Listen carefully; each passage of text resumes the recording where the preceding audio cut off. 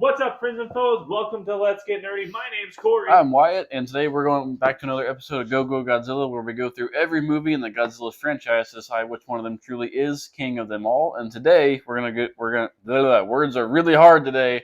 We're gonna do Godzilla versus the Smog Monster. Success.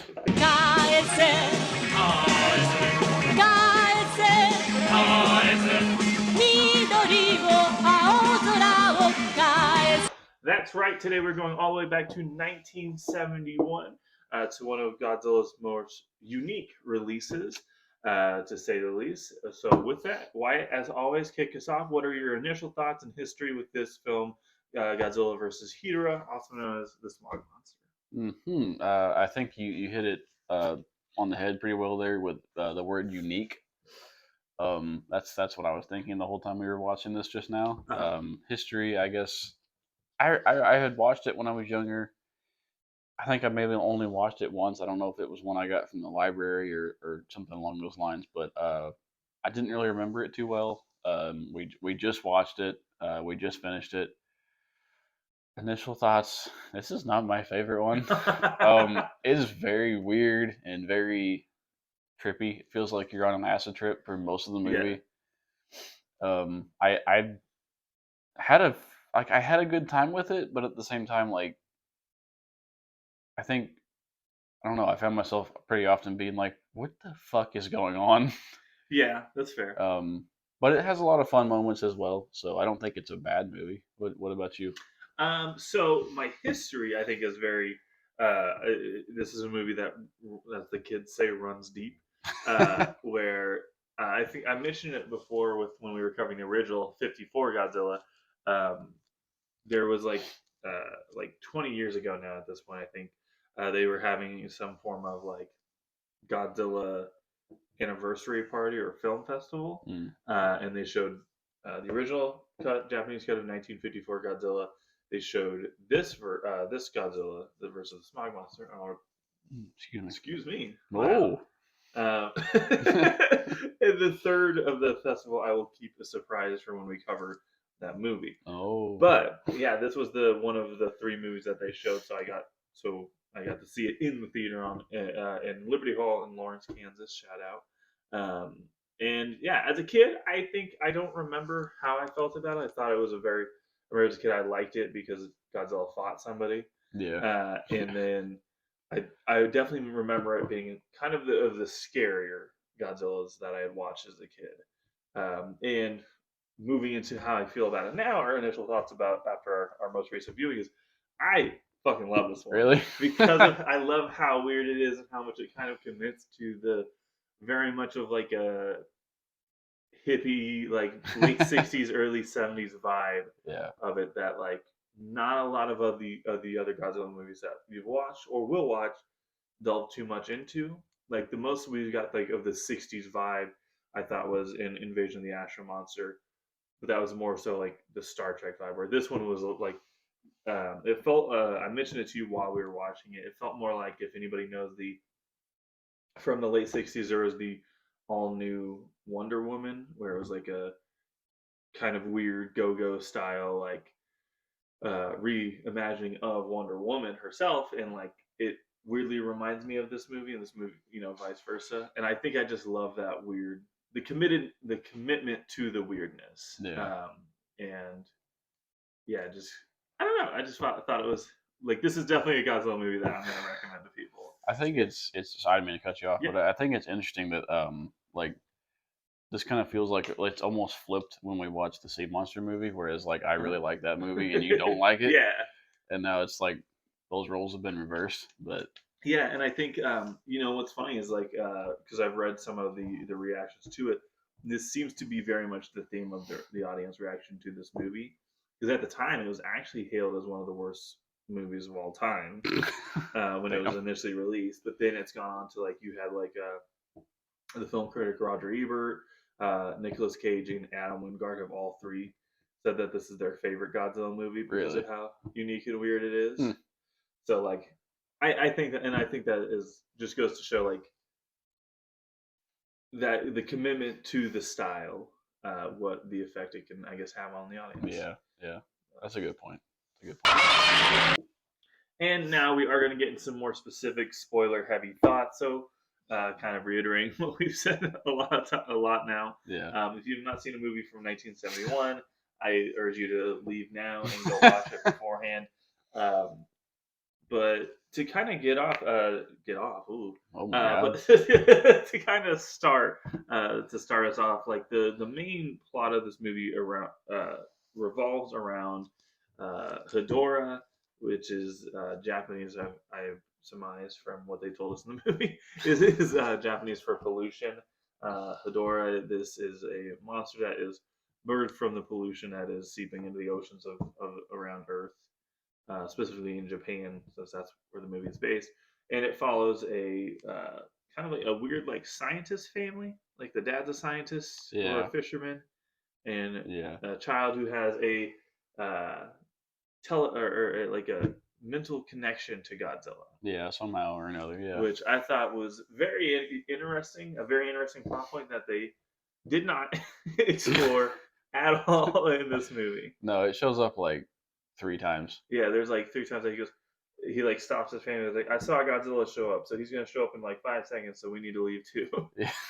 And then they never leave. They never listen to the kid, and it turns out every time the kid's correct. And it seems like, to kind of, not to jump ahead too far, but like when they do have when he has those moments of like, Godzilla's here, we gotta go. They don't leave. In fact, they just follow Godzilla. It feels like. Yeah. Like they just they stand there and watch him fight. Yeah, and I guess to kind of jump ahead, and one of the things I love of how they position this movie is how much they position Godzilla as a hero. Like there is no semblance of him being like a bad guy who happens to be like, he even has hero entrances where they're like there's a couple instances where they're about to die, or like Hedorah's about to like do something to kill a bunch of people, and Godzilla, like, you just see the fire breath or atomic breath coming out of nowhere and save the day, and it like cuts to Godzilla like ready to fight. Very like Western-esque, like, hero, like, Godzilla riding in on the white horse. I thought was kind of cool, and I love the commitment to, again, that's gonna be a word in this video, I guess. Yeah. Is going to be like the commitment to, yes, Godzilla is Clint Eastwood. He is the showing up with the sheriff in town. And I thought that I do really like that kind of turn from previous movies so far. Yeah, and I mean I like how they kind of stuck to not the same theme of like the protest on like nuclear war and weapons and things like that, but they turned to pollution as their protest point, and like you said, committed to that pretty well. And like they had their protest songs and stuff that repeated throughout the movie, and they were interesting. Which, so a side note about that kind of stuff that I've learned in my brief research. Oh, which, by the way, my brief research is just reading Wikipedia while I'm watching the movie, so it's not like I'm hitting the books hard or anything like that. But I did see that Ishiro Honda and some of the previous creative, because the director, I forget the name of the director. I know you had brought it up. Oh yeah, I just said it right. When the credits were at the beginning of the movie, and now I can't remember what his name was. But anyways, like we were saying, this is the directorial debut of Yoshimitsu Banno, or Banno. It's Banno. But this he had a lot of help from the previous teams, primarily Ichiro Honda, to kind of write the film and to bring back some of the more message heavy elements of previous Godzilla movies that have by this time had almost been non-existent. Yeah. So I did think that was really cool. And this is actually the like, not only, like I said, directorial debut. This is the guy's not only his first movie. This is not only his first Godzilla movie, but his first movie. So I think that's kind of cool. And there is reason as to why he's never returned to the Godzilla franchise. And we'll get to that later. Oh boy. It's one of the more iconic moments in this movie. But yeah, like I that's part of getting back to what you brought up, is the songs and like I love those parts of it. Oh, how God. fucking weird! Like if you haven't seen it, the opening credits has this whole like bond of like James, like 007, like opening of like a kind of this woman singing, like crooning over the credits. talking about like pretty much everyone's gonna die. Everyone's Talking gonna about die. the pollution, and then like halfway through you get the son of the scientist, the older brother, I think it is. I think it's an uncle because at one point he mentioned something about my nephew being really smart or something like that. Okay, so yeah, the uncle kind of like kind of the character's position as I yeah, the uncle is seen as in a nightclub. I think it's implied he's doing coke, but there's no evidence that he's done that yet. But because he's just like hunched over, sweaty in a bar, while everyone's dancing around him. Do the math. And then like that's one of my favorite moments in the movie because you get this like go-go dancer who starts singing, and it is a protest song about pollution and all the shit falling into the oceans. And at this time, Hedorah has attacked a couple of different times. And then everybody just gets fish heads in this.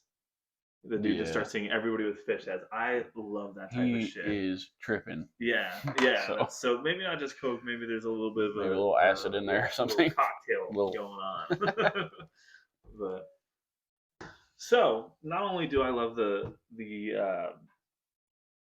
protest songs and the weird little interludes of people partying and shit, which there's even more on that we'll get to, I'm sure. But a lot of the plot revolves mostly around Hedorah again, or otherwise known as the smog monster, who you find out later in the film is most likely arrived on Earth through a meteorite and then was started to, I guess, metamorphize because of all the pollution in the ocean. What did you think about like the introduction of Hedorah, like in the water and stuff like that? I honestly really liked Hedorah. I mean, I liked the whole. I mean, I thought it was again, unique. Like he's a very unique monster and stuff. I mean, he kind of is in the same vein of like he's from space, but I like his design. I think it's pretty cool. It's a fun design, and it feels alive in a way. The way that he has like all these like flailing parts and stuff all over the place, but. To kind of get back to your question more so, I think it's unique that like he starts as a tadpole and kind of goes to a frog and then develops, to where he can be bipedal and then he flies and so on and so forth. But it's kind of like a creepy Jaws horror creature from the Black Lagoon type. Before he does develop the frog stage. And he's swimming around in the ocean and stuff, and that's where I can't remember his name, but the doctor gets his, just sustains his injury and stuff, and then has his face covered up for the remainder of the movie. But I thought it was pretty cool. He has those like piercing red eyes, and is just this weird, ominous thing that they keep getting like snapshots of him, stuff like that. So and you get that really cool shot of like him swimming at the kid. And the kid just like instinctively trying to defend himself, like stabs into it. And then just like it's all sludge. And like it does a really good job of making you be like, what the fuck is happening? Because he does just like hold his knife up and kind of drags it along Hedorah, through Hedorah. Weirdly enough, though, like doesn't really get injured hardly at all. Like he has some minor burns on his hand. But I don't know if that's just due to the state of like how Hedorah is at that point or what. But everything else, every other interaction with him, people, when they interact with him or his gases, they're pretty much fucked up. If they're not like eviscerated down to bones, like there's like they're scarred. Which there's some scary imagery we'll get into in a moment. About that. And we're probably just gonna be jumping around here, so I apologize if you get lost, but watch the movie. That's the fucking movie. It's kind of it's. But there is like in the first initial fight between Hedorah and Godzilla, Godzilla like knocks a piece of him off, and it careens into these dudes that were playing or gambling or playing some, I think mahjong, but I could be wrong. And you just see the blob enter their window, and then like all silence and lights cut from the room. And they're like, at first you're like, oh, that's crazy. They're implying that they're dead. And then they cut to show that the room's just flooded and these dudes are petrified. And they're all like stuck up in the air in weird positions and shit, and like drowned in this sludge. It's nasty. Not a good time. Not a good time. Would not recommend. And I guess to kind of go on with the like the 60s, 70s theme of like drug references and stuff. Like Hedorah has like the world's biggest bong ever. Yeah. When he's like huffing out of the smokestack from the factory. Yeah. And it's cool because like you see him like he's drinking in that like pollution, and it's you can see him actively growing and getting bigger and changing. And I think that's when Godzilla shows up, and that's leads to that the first fight, the fight, and the stuff flings in the window. But yeah, I mean I like this, like his eyes seem to be like I don't know, center focus throughout the movie. I think did they reference like that's the part that came from space, like that I kind of lost track of, if I'm being honest. Yeah, like I most likely because that's what like Godzilla towards the end of their final fight like makes sure is destroyed. Yeah, I don't know if like there's some kind of sentience to those themselves, or I was a little bit confused by that, but I don't know. There's like a theme of eye injuries in this movie too. Yeah, because this is and well, because like this is the first time that I remarked to you that like Godzilla kind of actually gets some like battle damage. Yeah, because like by the end of this movie, like because every time Hedorah like flings his shit on Godzilla, like Godzilla you can see it's like Godzilla smoldering and like kind of burning away, and at first he like brushes it off, but like by the end of the movie, like his hand is like calcified, and like his eye, like he has an eye that's like swollen shut, and then there's just burns all over him, which is like up to this point very unique. Of like you haven't really seen sustained battle damage, I think, on any of the monsters throughout these films. So it's actually kind of really cool touch that they've added to it. I think. It is cool, and and I just thought it was interesting that like Godzilla, he has an eye that gets closed. Hedorah has an eye that gets closed, and then the Doctor also has his eye covered throughout the whole movie. I don't. Did the uncle get his eye messed up too, or did he just straight up die? I don't remember. I think the uncle died because like he gets hit by the goo or whatever it is and just doesn't. It just falls over. Yeah, yeah, and then you just don't. Which that's a fairly harrowing moment. We'll get to that because that's all within the final fight, and I definitely want to take a moment to talk, like a good chunk to talk about the final fight. Yeah. But some of the other stuff I want to talk about initially is the something very nostalgic. I want to give a shout out to is when you first are introduced to like the main character, which is it's this little kid, and again some bit of nostalgia. You know that Godzilla toy he's playing with at the very beginning. They was like sitting down the slide. Yeah. I actually had a version of that. Oh, really? It wasn't like from the OG from like the 70s, but like in growing up, there was a toy store in Lawrence, Kansas that sold like almost a replica of that one. And so I actually had that a toy of that Godzilla, and it eventually pretty much got destroyed. Because it was like the way it was like articulated is the legs could pop out. Oh, okay. And I was like 6, so of course, like if something can pop out or being dismembered, it's not going to remain. It's the same way that like if you had any collection of GI Joes before the age of like 7, no GI Joe is going to keep his clothes or his weapons, or eventually you're just going to end up with some. It's going to be a mixed match of just a bunch of random shit. Yeah. So that's what happened to this Godzilla. But anyways, getting back to the actual plot. I actually want to talk a little bit more about that dance scene that we were talking about, because it ends kind of really cool too, of like as they're dancing and like getting fucked up in this basement. You get the sludge like creeping down the staircase, and like that really feels like Hedorah. I will say this to me is still one of the more terrifying monsters of this series so far, because not only do you get that, you get the scenes of him like flying over people, and him just flying over people kills them. Flying over, like he like flies over people, and then it cuts to them like petrified skeletons and just dead. Yeah, like there's that one scene where you watch the guy like decompose over a few frames, and until he is just a skeleton. Yeah, so there's a lot of like, so there's no like outright rampages or like building destructions. Yeah, but there's a lot of like kind of terrifying imagery. there is a lot of like death in this movie, like you know, like you mentioned, Hedorah flying over people, and then the sludge enveloping people, Yeah. and then like there's the one scene when he's flying and there's a construction worker on a building that's not fully completed yet, and he straight up jumps off the building, and you watch him fall as Yeah. Hedorah like crashes through the framework of the building and stuff. And Yeah. I I think he even gets gas because I think it cuts to like him with his hard hat and stuff, and he's a Uh-huh. skeleton on Yeah. the ground. And then there's just several like groups of people that Hedorah kills, and I know you said we'll get to that little dance party at the end of the movie where there is more of that. But yeah, he's a pretty lethal villain of Yeah. Godzilla's. Yeah. So, which is pretty unique. Like it makes him scary, like you said. So Yeah. And with that, as awesome as Hedorah is, again, I do also like Godzilla's kind of role in this movie because, like, they do.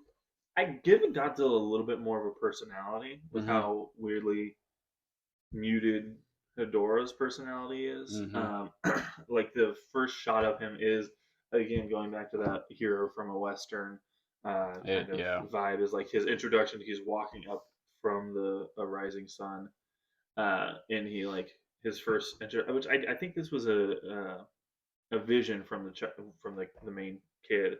Yeah, I think so. I think was his name Ken. I think so. Yeah. Yeah, Ken. Um, I'll probably correct myself here. But you did get him like burning all the like gunk in the ocean, Yeah. which I thought was really cool. And I thought it was actually really the imagery of it with the live fire and silhouetting kind of Godzilla was indicative of the original one. So I think that's another thing I like about this is like it's a really interesting course correction from like Son of Godzilla and like Godzilla's Revenge that we just covered, being like ultra kid friendly. Of like this one is still like because like my dad took his kid to see it, which my dad's not the best judge of what to show a kid, but but still like this is still mostly kid friendly, but there is some stuff that like I'd be like, hey, be prepared. You're gonna see some shit, kid. Yeah. Yeah. But yeah, and then him being the hero. There's a couple of really fun shots of like you get POVs from Hedorah, where you just see Godzilla like throwing some haymakers at him with Irula, particularly in the final fight, which we're probably just gonna start getting into now. Pretty much, they surmise that somewhere along the lines of their research that Hedorah is like scared of fire and like electricity and like that's his weakness and like I guess pretty much drying him out so that he can't survive off of the water or wetness. Yeah, like the minerals that he's made of react with the electricity and then the fire, I guess the fire and stuff, and then that, like you said, dries him out. And yeah, so that's kind of what leads to the final act of the movie where the kid's uncle who was getting fucked up in the basement and his singer girlfriend, lady who has fish makeup, when you're introduced to her, they end up organizing like kind of like this memorial like bonfire party thing to have at the base of Mount Fuji. Very, I think they were trying to kind of invoke Woodstock here because very like Jimi Hendrix type music going on, and then like we both remarked the actor who was supposed to be playing the guitar very clearly had probably never played guitar before because he wasn't even fully strumming. He was just doing this. Yeah. Very much like it felt like watching like a kid's show of like them miming things. Yeah. Well, and that was an interesting start to that scene because they do have this like it switches to black and white, like it cuts to the beginning of this final act, and it's like black and white. This car is driving down the street, and this very somber, slow guitar, and that kind of carries on. And they're sitting in like the woods and stuff, and there's a pile of like a burn pile. They're gonna light up and stuff, and definitely some like high school flashbacks for us there.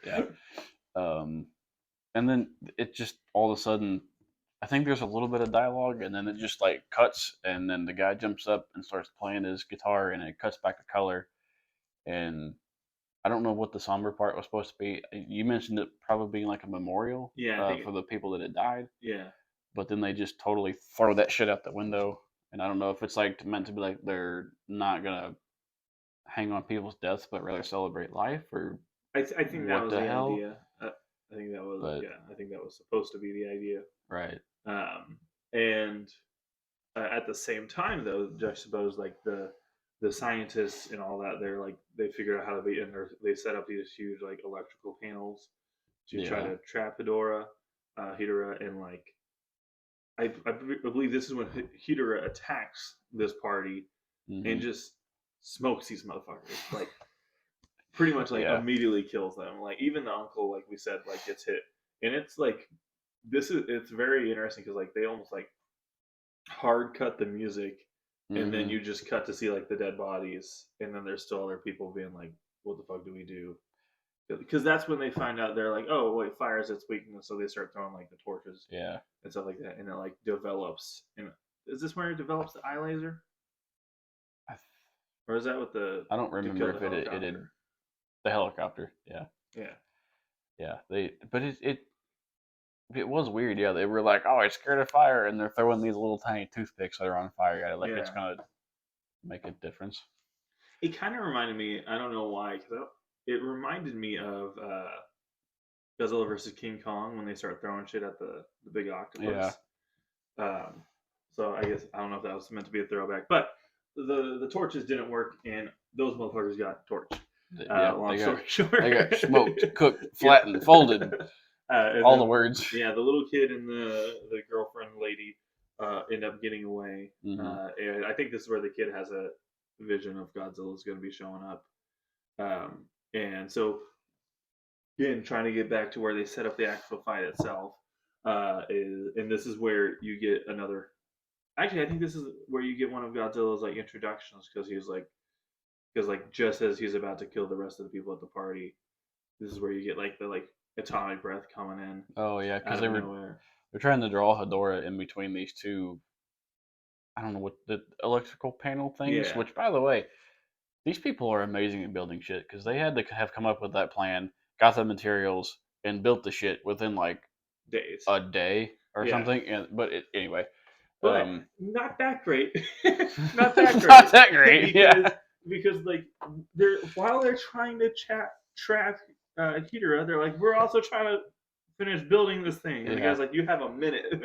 Hedorah is here." like which is I just find that funny. I'm like, well, yeah, like the guys seem surprised by it, but the Yeah. military people are like, "Wait, no, this was the plan." It does not seem like a very well oiled um, or well run production they which, had there. which makes sense because it is such an impromptu, like fast paced. Like we just gotta throw this thing together and hope that it works. Yeah, Um, it doesn't really. yeah. It does, Well, but it doesn't. it does enough to get the fight started Yeah. because when they finally get in between the panels and they're like, we don't have enough time. We're still trying to get this fixed. That's when you get the second hero entrance of Godzilla, Yeah. and he shoots. Somehow Godzilla understands to Yeah. shoot the panels with his atomic breath to electrocute this thing.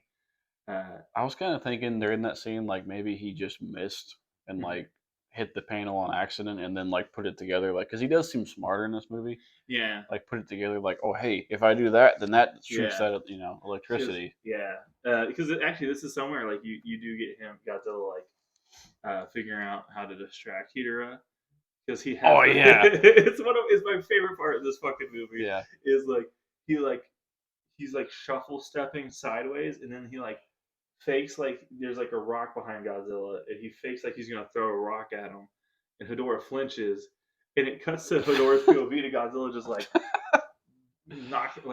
knocking the shit out of him and it takes out one of Hedorah's It takes his eyes. eye out. Yeah. So and then you get another shot of that like that later. But I guess finally getting into it, Wyatt, what of the final fight sticks out to you the most?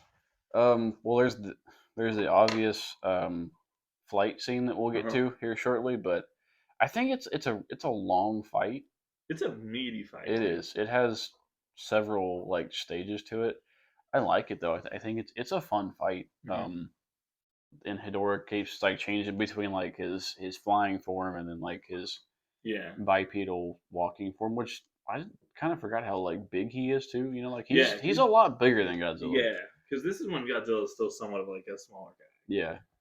Um, and Yeah, it's pretty fun. I mean, like they do a lot of like kind of boxing and shooting. Like Hedorah shoots his eye laser and Godzilla shoots his atomic breath and stuff, and they do that quite a bit. And like Hedorah tries to fly away a few times, and then Godzilla, I think at one point like knocks him out of the air, and he like he mentioned, like he gets Hedorah gets sucker punched in the eye, and we talked about Godzilla taking all like the acid damage and stuff. And Yeah. it stays on him throughout the rest of the movie and stuff, and um, then I think like doesn't he gets him locked in that like electrical panel thing again, and like Hedorah like falls down basically, and like appears to be dead, but it's not. Like he like sheds part of his, I don't know, like he sheds the bipedal form for a second and then like flies away. Which is where you get. Oh God. Before that, this is also where you like a couple of significant moments. Yeah, like Godzilla gets him trapped in the electrical panel, shoots it again, and which I also want to say, like, I thought if we watched Godzilla versus King Kong, electricity was Godzilla's problem. I thought he must have evolved. Yeah. But you also this like when they get him electrocuted, and initially like it looks like Hedorah's done. Godzilla's like digging through his carcass and finds these two like, I don't know if they're pearls or eggs or like eyes, if they're supposed to be the eyes, but they're two of the grossest looking things I've ever seen. And then like Godzilla has them petrified too, and like throws them away. And this is where it seems to be Hedorah's kind of last ditch effort of like sheds that current form and like shoots from it, and this is where you get the iconic shot of Godzilla like hitting the T pose from Fortnite, turning around and going and flying. You get Godzilla flying, which everyone has probably at this point seen that GIF. It's amazing. It's amazing, but it also lost Bono, the director. It lost him any future jobs because the producer who gave him the chance at this time was like, I guess in poor health and was unable to like make any edits at this time, and was horrified that he made Godzilla fly, and was almost ashamed of this movie because of it. And so that's why this is the only time this director has ever worked on a Godzilla movie. Despite submitting multiple ideas for Godzilla movies up until his death in 2017. Oh my God! Like literally was for decades. Like no, I want to do another one, and they're like, not after that. You made Godzilla fly. But yeah, I guess what do you? I just love it. Like I love how ludicrous and like just bizarre that it. And like Hedorah he gets a head start and he's kind of hauling ass, and then Godzilla like takes the time to do his like T pose. Yeah. And then like somehow jumps up and then like blasts off. Yeah. I don't know. I guess he was watching the spaceship from the last couple movies flying around and shit and got inspired. Yeah. He just like takes off and he gets up to speed real quick. It's like when it's like when you miss like a chance to do something, or like you miss like somebody insults you and then you get the great comeback like 2 days later. So like, shit, if I ever get that chance again, I'm saying it. So Godzilla was thinking about that UFO from Destroy All Monsters, which I guess that's time travel because that was 1999. I think this is still 1999. Yeah. So never mind. Never throw that theory out the window. Anyways, but yeah, it's I love this part too because Godzilla catches up to him and just literally bows into him like a fucking bowling ball. Yeah, bows into him and then fucking layeth the smacketh down on Hedorah, dude. He like literally like grabs by his like the leg, picks him up and goes bow, bow, and then on the third one it goes to the. It's like when Hulk fought Loki. Oh yeah, in the Avengers, and he's just like slamming him around, and then eventually grabs him and flies him back to the electrical panels. Yeah, and shoots the electrical panels for the electricity to come back on, and that's when Hedorah is just literally fried. I think before fried shit. Before he flies back, they had that part where Hedorah hits Godzilla with his laser, and then I think like flies over him and kind of gasses Godzilla out, and then picks Godzilla up and flies him up Mount Fuji, and remember he drops him and Godzilla rolls down into that pit, and then like Hedorah that's way early. That's actually way earlier. Yeah, because that's before they get to the electrical panel. So there's like a large of the part of the fight that we're even forgetting. Yeah, and then he like diarrhea's all over Godzilla, and like Godzilla's like flailing around and shit. Yeah. I don't know how he gets out of that. They never show that. Well, I think that's the idea. So because actually, wow, thank you for reminding me because I totally lost track of that. So like because yes, Godzilla's first hero entrance is when Hedorah is attacking the people and he's about to kill the kid and the lady. But Godzilla comes in last moments, hits him with the atomic breath, and then that's when he gets dropped on Mount Fuji and rolls all the way down. And so then it cuts to Hedorah then being distracted and going towards the electrical panels. That's when you get the second entrance. Yeah, so, that's right. Thank you for reminding me about that. I apologize for forgetting about that. But yeah, and that's actually kind of a terrifying moment too, because like it is. You can almost see the desperation of Godzilla and like get me the fuck out of here. Yeah. I think it's supposed to be a little bit more like a tar pit than diarrhea, but it can be a bit of both. It can be a bit of both. Because I will say this creature has some of the grossest powers. Yeah, is like both like twice in this movie. Godzilla like hits him, and Hedorah just looks at him with like a butthole cannon. And he goes, and, like shits all over Godzilla, quite literally. He does, and I think both times like Godzilla dodges one and then gets hit with like 2 and 3 from this, like as you put it, the butthole cannon. Yeah, that's what like so Godzilla he gets hit with the butthole cannon the first time, and then in their second encounter dodges, but it turns out Hedorah, because he's an alien in pollution, he's got 2 other buttholes ready to go. Primed and ready to go. It's fucking disgusting. It's gross. And he makes these weird, sludgy, nasty, fucking wet sounds, and it's not a good time. But anyway, now we're caught up. Now that we're caught up, and we've covered a lot that we almost missed. I'm glad we didn't.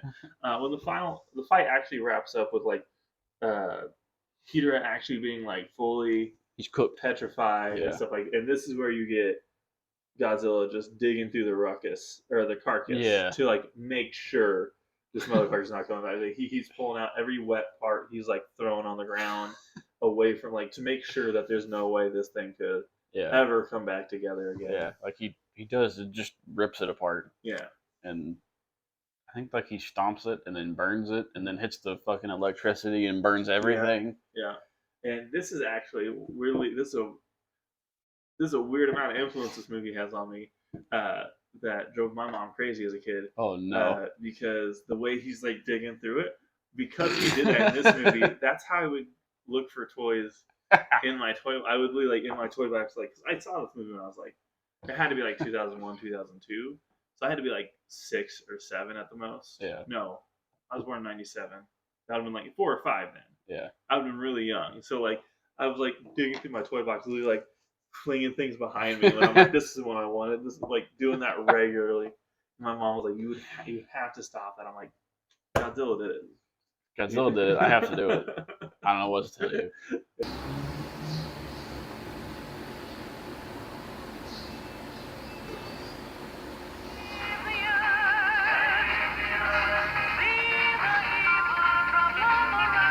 And with that, that's most of the plot. I know we're probably forgetting a few details here and there, but for the most part, that is our thoughts about the actual plot and story of Godzilla versus Smog Monster or Godzilla versus Hedorah. Take your pick.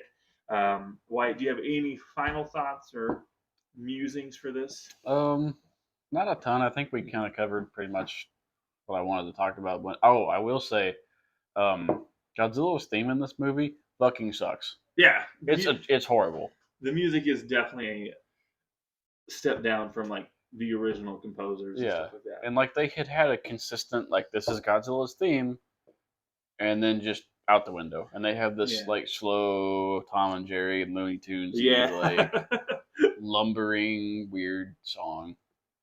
And I'm glad you bring up the Looney Tune part because we completely forgot the fucking. There's like cartoons in this too. There's there are. Like when they're, I guess, explaining the evolutions of Hedorah in this movie, or marking when Hedorah is transforming. There is like these like it reminds me of like the old Dr. Seuss. Exactly. And, the Grinch type cartoons. Yeah. They're just pretty much out of nowhere, and then they're gone as soon as they're show up. Which I enjoyed those parts because they were like, what the fuck is happening? Like it kind of brought you back into what was going on, but they're very short, very to the point, and then they're gone. Which kind of I think ushers in. If you have any more points you want to make, that put in here. But like, what I really like about this movie is using like unique ways to tell the story of like tell the story of Hedorah and the people's reaction to Hedorah, because you then do get that like kind of like talking head montage of like some people blaming the industries and like in companies for the pollution, some people blaming Godzilla for creating a creature like Hedorah, and you get like that montage, and then it's montage with like weird like skeletons and stuff like that, and then you get the Return of the Fish people. Like, I do love they're really pushing the weirdness of all this and really like playing with some of the goofier natures, but still in a somewhat serious way. Yeah. And so that's why I do think I really still like this movie, and actually probably would recommend it as like if I'm telling somebody like, all right, this is your one Godzilla movie. If you want to get fucking weird with it, this is the one you want to go with. Yeah. So. One more final thought I did have. This does not pertain to the movie so much, but like that Destroy All Monsters or whatever the fucking video game is, not the one before Save the Earth. Yeah, you can Destroy All Monster Melee. Melee, yeah, you can see Hedorah like flying around. Oh, really? Movie. Yeah, and I do remember shooting him a few times. I think it's Hedorah anyway. It's either Hedorah or it's Orga flying around, but I think it's Hedorah. Hedorah, however the fuck you want to say it, but. Yeah. Random note. I don't know. That's not the Godzilla movie. I had Save the Earth. So I've played Destroy All Monster Melee, but I don't, not enough to be like, know for sure this. So that's because I have Save the Earth, but I never really played Save the Earth. I always liked Destroy All Monster, the Melee one. But weird, interesting note. Yeah, absolutely. So. Anyways, now we're getting towards kind of the wrap up of this video. Yep. It's time to rank Godzilla versus the Smog Monster or Hedorah. Right now, our rankings, we've covered 15 movies in total so far. At number 15, we have Godzilla Raids Again.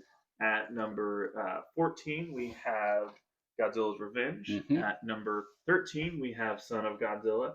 At number 12, we have, I believe it's going to be Godzilla versus King Kong, 1962. 12? No. Number 11? No, that's 11. Wait. 11? Yeah. Is 12 Son of Godzilla? Nope. 13 Son of Godzilla. What am I thinking of? Hold on, don't tell me. Okay.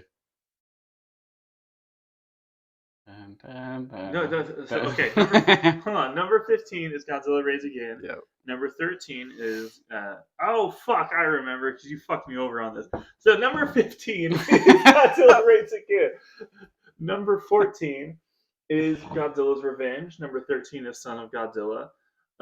Number 13 you just said 13. Number 12. Number 12 is the Invasion of the Astro Monster. There it is. Number 11 is Godzilla versus King Kong.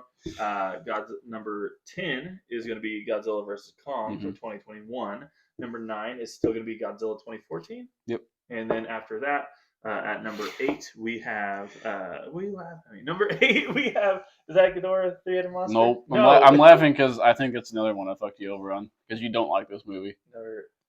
Is this Ibra? Yeah. Number 8 is Ibra, the Horror of the Deep, which I can't believe that's above 2014. All the other ones I can forgive, but I think above 2014 is egregious. At number 7, I think now we have Hedorah, the Three-Headed Monster. Yep. At number 6, we have Destroy All Monsters. At number 5, it's GXK, The New Empire. Yep. At number 4, we have the original 1954 Godzilla. At number 3, we have Godzilla versus Mothra. At number 2, we have Godzilla King of the Monster from 2019. And at number 1 still remains Godzilla -1. Let me look at this list because I think I know where I want this to rank. Wyatt, do you know where you want this to rank? I think so, yeah. Okay, so I was thinking one above the Sea Monster, below. Actually, I was thinking right below Destroy All Monsters, above. Really? Just because how I think just entertaining and just fucking weird this one is, and just the commitment to just compared to so many of these below. Yeah. Destroy All Monsters, like how much of it I'm just like consistently engaged because I am like, what the fuck is going on? But not in a way like Destroy All Monsters. I do it because I'm confused, even though I think Destroy All Monsters is still better. It's just, yeah, I think this one deserves to be up there with how unique it is and how like engaging in a different way it is than the other ones. So where are you thinking? So I guess like I do think it's very unique, and I appreciate that from it. But I was gonna put it below Invasion. So above Son of Godzilla? Yeah. So okay. Well then, if you're just joining us for the first time, whenever we have a disagreement on where it should rank, what we do is the most diplomatic option we have and scientifically proven to be the best. That's the one. We play rock, paper, scissors. Rock, paper, scissors, shoot. 1 round, 1 go. Whoever wins gets the ranking, and it's all fine. Everyone's happy with it. Every time. Every time. All right, ready? Rock. No, fucking. All right, ready? Rock, paper, scissors, shoot. Rock, paper, scissors, shoot. Fuck! Got him! I won once, by the way. I don't even remember what movie I won for, but which one did I? I don't remember either. So we're sitting at now number 16, Godzilla Raids Again. Number 15, Godzilla's Revenge. Number 14, we have Son of Godzilla. Number 13, we now have Godzilla versus Hedorah, or the Smog Monster. At number 12, we still have Invasion of the Astra Monster. At 11, we have Godzilla versus King Kong. At number 10, we have Godzilla versus Kong. At number 9, we still have Godzilla 2014. At number 8, we have Godzilla versus the Sea Monster. Versus Hedorah, the Horror of the Deep. Number 7, we have Hedorah, the three-headed monster. At number 6, we have fucking Destroy All Monsters. At number 5, we still have GXK, the New Empire. Number 4, we have the original 1954 Godzilla. At number 3, we have Godzilla vs. Mothra. Number 2, Godzilla King of the Monster from 2019. And at number 1 still remains Godzilla -1. Keep following along to see if it remains that way. I think next week, or the next video, is definitely going to be Godzilla vs. Gigan. So excited for that movie. That one I'm very excited about because I watched it recently within the last year. And it's a fun one. It's definitely one of the more fun Godzilla movies. I've never seen it, so I'm really excited to watch that one. I'm excited to see your reaction and see where it ranks on this list. And with that, please remember to like and subscribe. My name is Corey. I'm Wyatt. And we got to get back to nerding out. Thank you, guys. When we're getting ready to do the rock, paper, scissors